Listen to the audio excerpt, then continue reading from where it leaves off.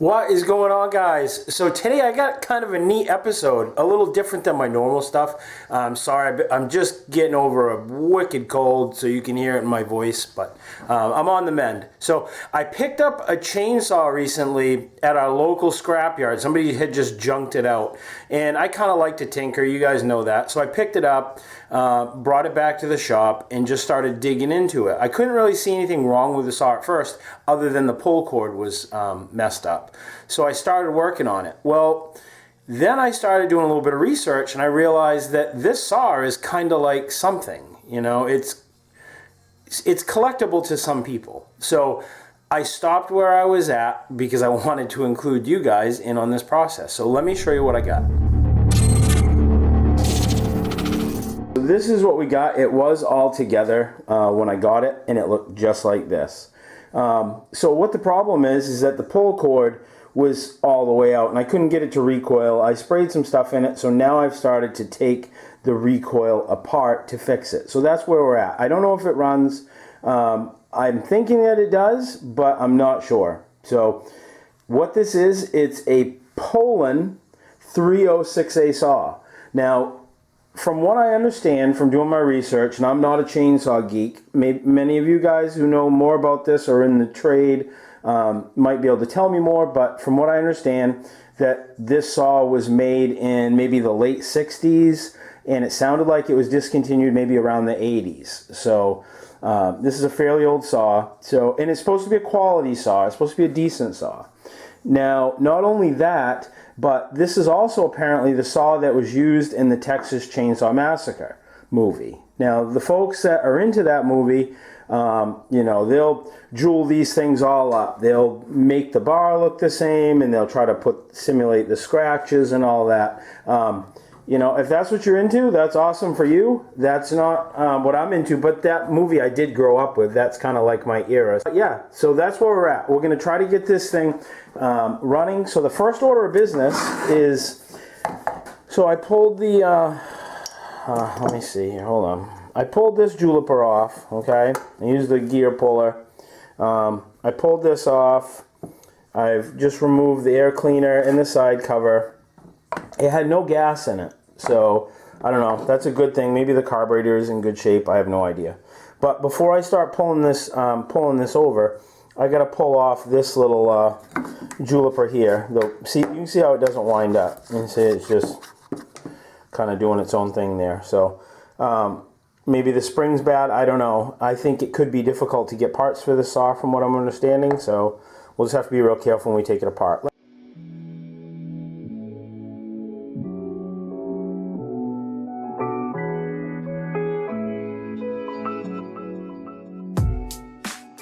So there's our key. Alright, what do we got to do here? Okay, she's got some little roller bearings. I don't really want to sink money into this saw unless I know it runs. But, you know, for a couple bucks we can put some rope on it. And if it doesn't work and we can't get the saw to run, I'll still have the rope for something else. So I'm going to cut the rope off this thing. And that way I can thread this out, and now I'm going to take this apart. I'll zoom you in and we'll see what we can see.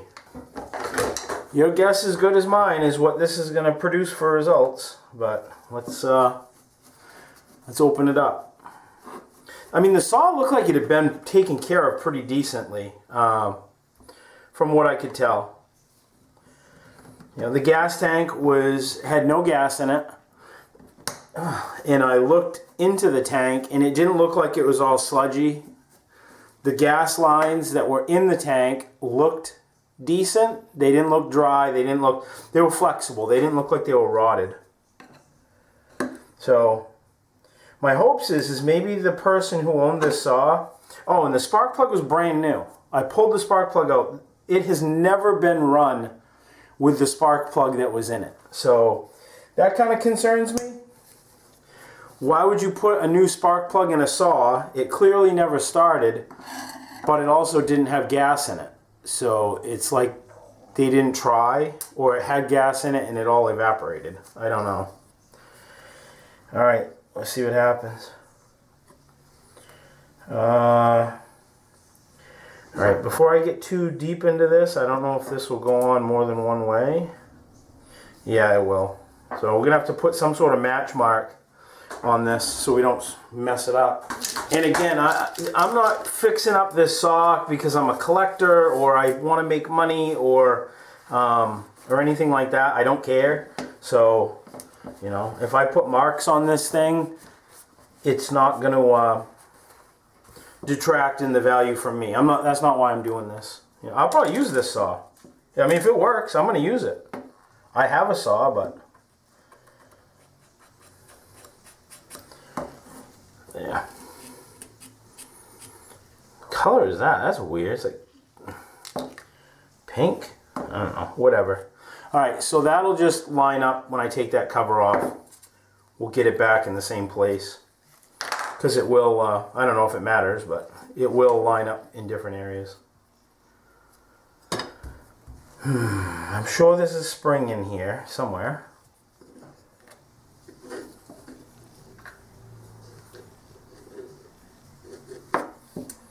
Oh, wow. Yeah, look how dirty that is, guys. That's filthy. Let's get this juliper cleaned up, and we'll get a new cord on it, and see if we can do something with this. So I'm not going to show you me cleaning it up. We all know what cleaning something up looks like. So I'm going to go do that now, and I'll be right back. Alright, so I got it all cleaned up now. I mean, I didn't go too nuts. All I did is I just took some WD-40. I pulled the spring out and just rubbed it down. Sprayed it with some WD-40. That's all I used for a solvent to clean it. And so now we just got to put it back together. Put that disc in.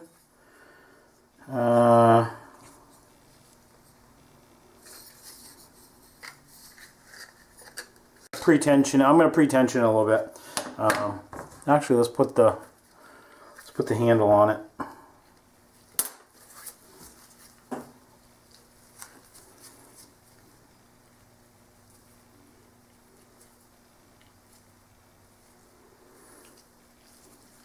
Kind of excited, guys, to see if this works. You know what I mean? Like I said, I didn't pay anything for it. Somebody threw it out. And there very well could be a legitimate reason why it's in the trash. You know, maybe it's got a bad cylinder. I don't know. But I just kind of feel like we live in a disposable society, and you know, I was brought up a little different than that. I was brought up to you know, take really good care of my stuff, and you know, and make it last, because we didn't have a whole lot of money to replace things. And I don't know if that's, you know, maybe society's changed, or you know, maybe just the manufacturers have changed. A lot of things nowadays are just disposable. You know, a lot of the chainsaw, a lot of equipment that you buy, it's just not built the way it used to be built. You know. Like this saw is kind of a testament of that. This saw is, you know, probably 30 years old. Probably anyways. All of that. You know. There aren't too many saws nowadays, or a lot of equipment that you can buy that's still, you know, going to be around in 30 years. Things just aren't made with the quality that they were back in the day. So maybe that's partly due to the manufacturers, why people just throw things out rather than fix them or replace them, you know. But if I can fix something, I try to. I'd rather fix it and get the satisfaction of knowing that I saved myself a little bit of money and a little bit of pride of, you know, saying that, hey, I fixed that, rather than just buying something new, you know. Okay, so there we are. So you can see I got some slack on this. So I'm just going to pre-tension it by doing this, and this pretty much works that way with anything that has a pull rope on it usually. So now we got a little less, maybe one more wrap.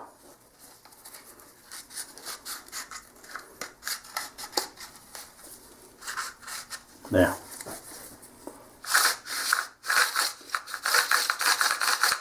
Yeah, that seems It seems to work good. Now we'll put on our cover and line it up with my match mark. Got a glare. There you go. There's that. And the match marks right there on the piece. So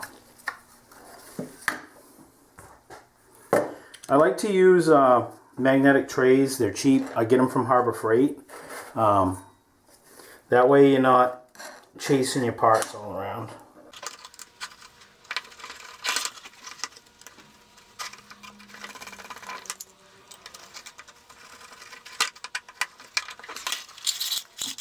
I'll probably put a couple drops of 3-in-1 oil in there. I don't know if it's supposed to have it, but I'll probably put some in there anyway. Oh crap! I gotta have this. I gotta feed this piece up through that little piece on the saw. That's all right. We'll get back to that. All right. So I took the handle back off because I numbed it, obviously, and put the handle on, forgetting that I had to get it through this piece first.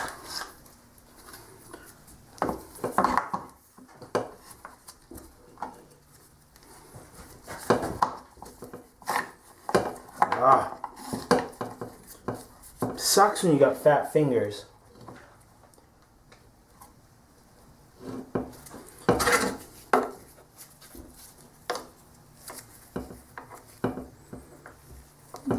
Shove that up in there. Almost. Yay!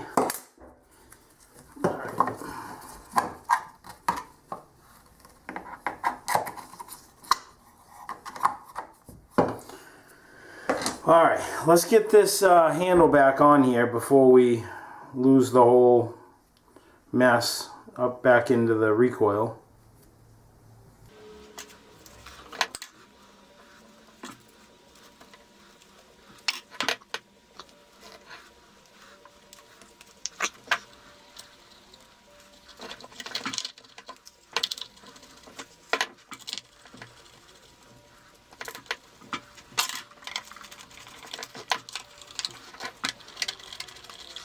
I'm not sure what the torque specs are on these, but what I'll do is I'll end up looking up online what they are for this size bolt with this thread pitch, and then it'll just tell me. It'll be in inch pounds. It'll be a small one, but well, there. So I think we're good now. At least we can attempt to start the saw.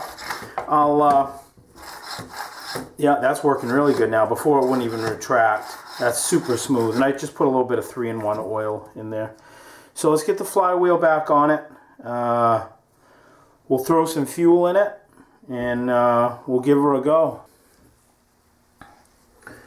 Take your fat fingers and push the key in.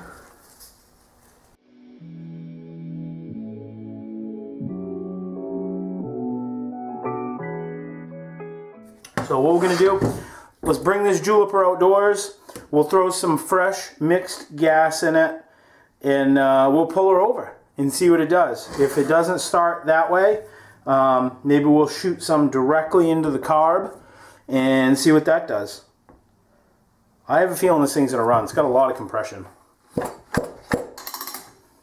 don't know. Let's see. One man's trash could be another man's trash, or it could be his treasure. We'll find out.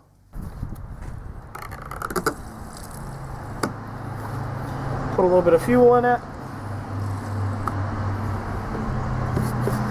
Enough to submerge the fuel pickup. Switch it on. Choke it out.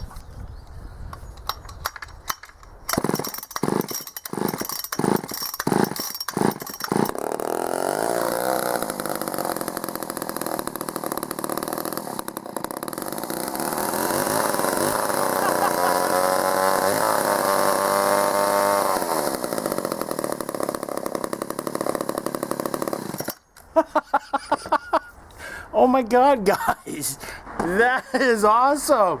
I'm super pumped. You know how much I got in this? $0. Nothing. Yeah, so I guess it's worth it to work on a little bit. All right, let's start it up again. Let's do it again. I'm excited.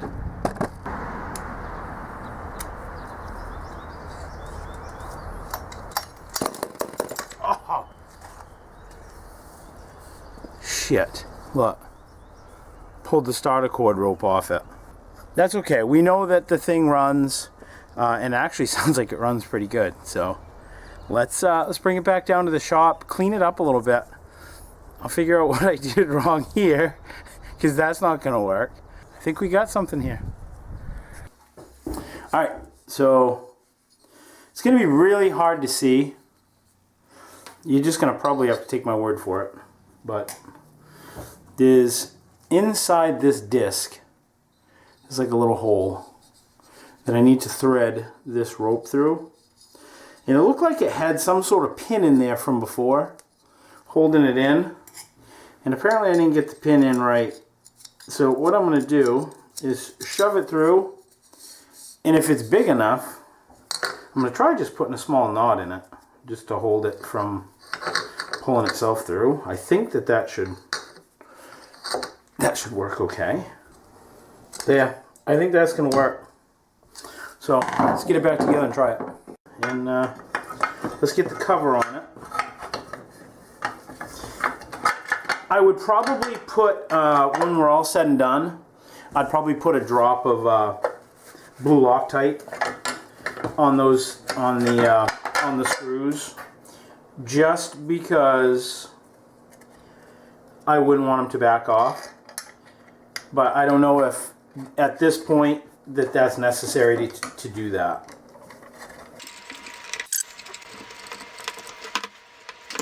So we are about to the point where we're going to go try it out again.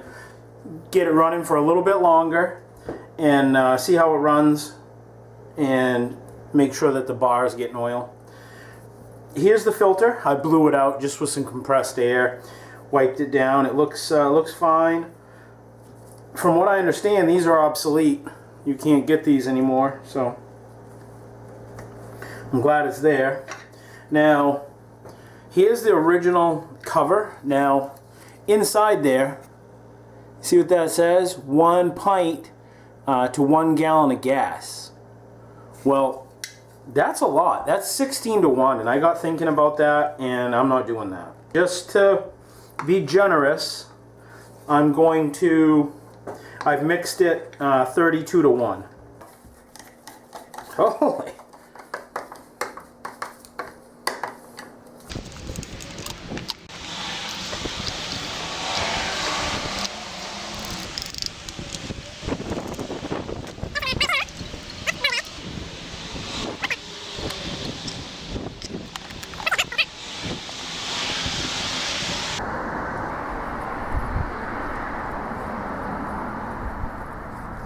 I've managed to make a hellacious mess here.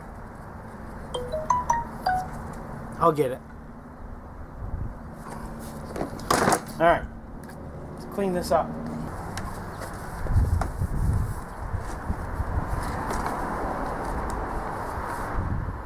We ready to let her rip or what? So this here is the choke, and this here is the it's got an automatic oiler, but it's also got a manual oiler. And of course now I don't remember which way the choke is. I'm assuming maybe choke out. So let's turn this juiper on and see. I'll get that after. Let's see what happens. Oh my god, first start, guys. Oh my god.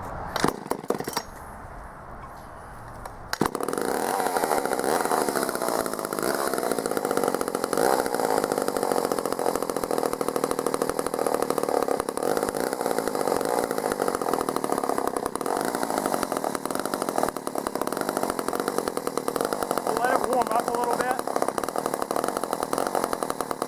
Not sure if that chain's getting oil.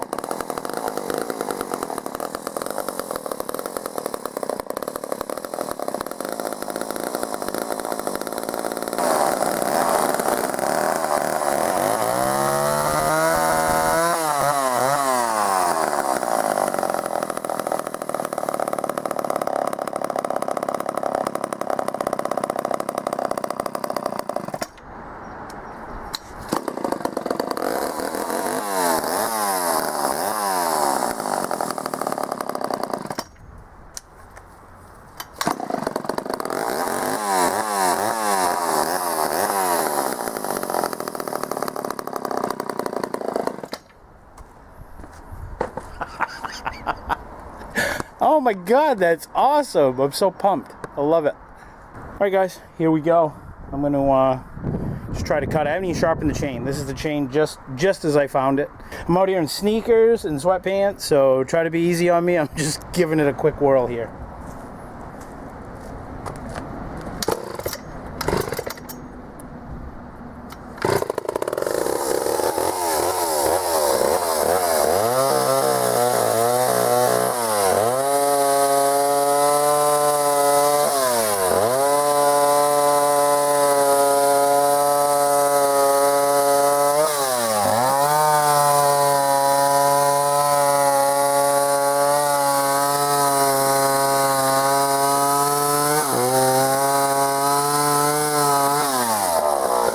Guys, that is awesome. Yeah, the blade's wicked dull. That needs to be sharpened, but it's awesome. I think I've got to lean it out a little bit on the low speed carburetor setting. Seems like it's running just a little bit rich. I think the idle's pretty decent, but I think it's a little rich on the low end, and the high idle seems good, so not bad for $0. You see how the chips are more like powder than anything?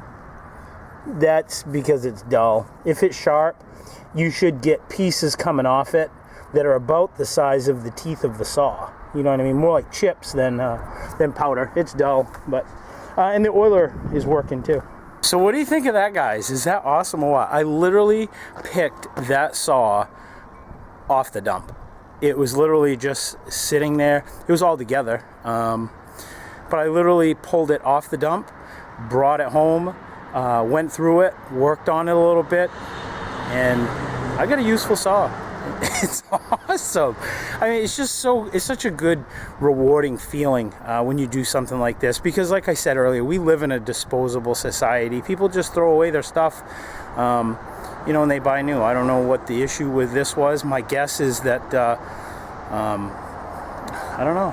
I don't know why somebody threw it out, but I'm glad they did, because I ended up with a saw. You know, if I wanted to sell that, I could get $100 all day long for that saw, easy. So, but I'm not going to sell it. I'm going to use it. I want to thank you guys for watching. Thank you guys for tuning in. And if you guys want to follow me on Facebook or Instagram, I've got all those things too. And usually you'll find out what I'm doing there before you actually find out on YouTube. Thanks for watching, guys. Have a good day. See ya.